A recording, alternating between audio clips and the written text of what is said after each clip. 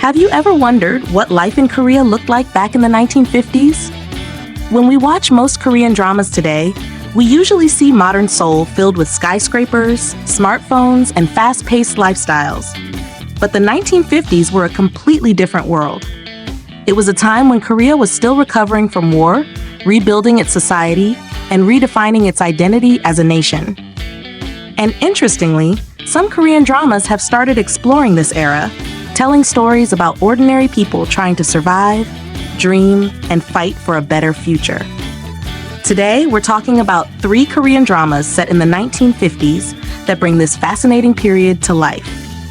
These stories are not just about history, but about courage, love, and ambition during one of the most difficult times in Korean society. And while we go through them, I'd love to hear your thoughts too. Do you enjoy historical settings like this, or do you usually prefer modern K-dramas? Chief Detective 1958, 2024. Let's start with Chief Detective 1958, a drama that takes us straight into the gritty streets of Seoul during the late 1950s. The story follows Park Young-han, a young detective who originally worked in a small countryside town before being transferred to Seoul. Back in his hometown, he was known for solving simple local problems, sometimes even helping villagers catch runaway cows. And because of that background, many officers in Seoul underestimate him when he arrives.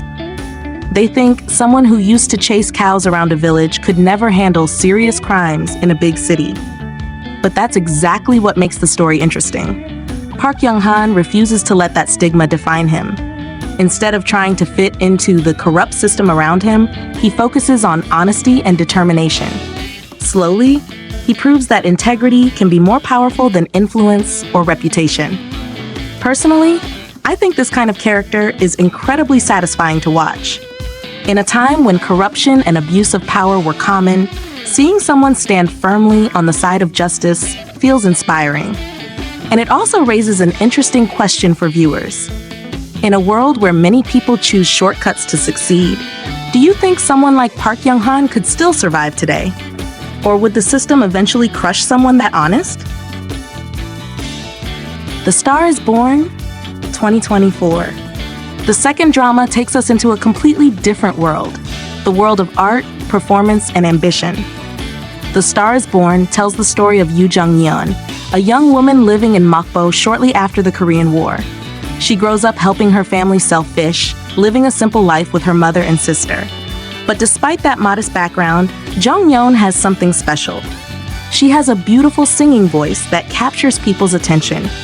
One day, she catches the interest of a theater actress who invites her to join an all-female theater group called Myron. And this is where the real journey begins. What I find fascinating about this story is how it highlights the struggles women faced during that time. Society in the 1950s was heavily patriarchal, and pursuing a career in entertainment was not considered a respectable path for many women. Even Jeongnyeon's own mother opposes her dream. But despite the resistance, she follows her passion. She trains, competes with more experienced performers, and fights to prove she belongs on stage. I personally love stories about characters chasing dreams against all odds. It reminds us that ambition isn't just a modern concept. People in every generation have dreamed of something bigger than their circumstances. But I'm curious about your perspective. Do you think chasing dreams is always worth the risk, especially when it means going against your family's expectations? When Life Gives You Tangerines, 2025. The third drama, When Life Gives You Tangerines, tells a story that feels more intimate and emotional. Set in the 1950s on Jeju Island, it follows the life of Oh Ae-sun, the daughter of a haenyeo, and Yang Gwan-sik, the son of a fish seller. Their story begins when they are just children, growing up in a simple coastal community.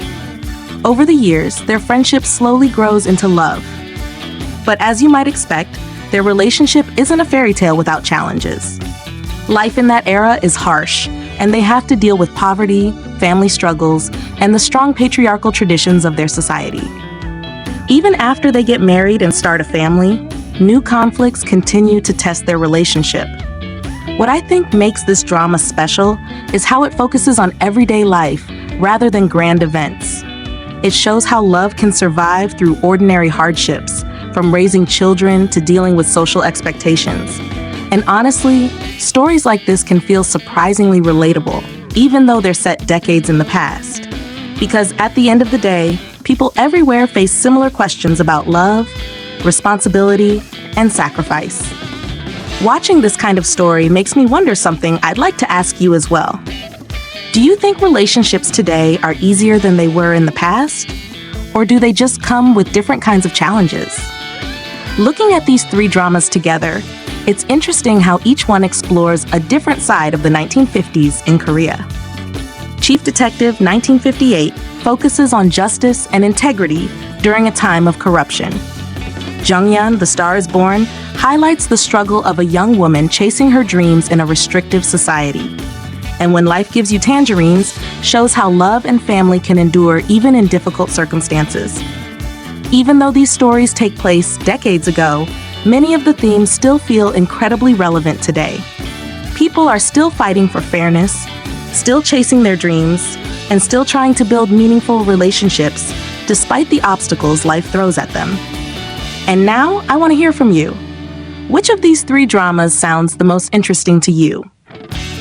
Are you planning to watch any of them? And do you enjoy K-dramas set in historical periods like the 1950s? Or do you prefer modern settings with contemporary issues? Let's talk about it in the comments.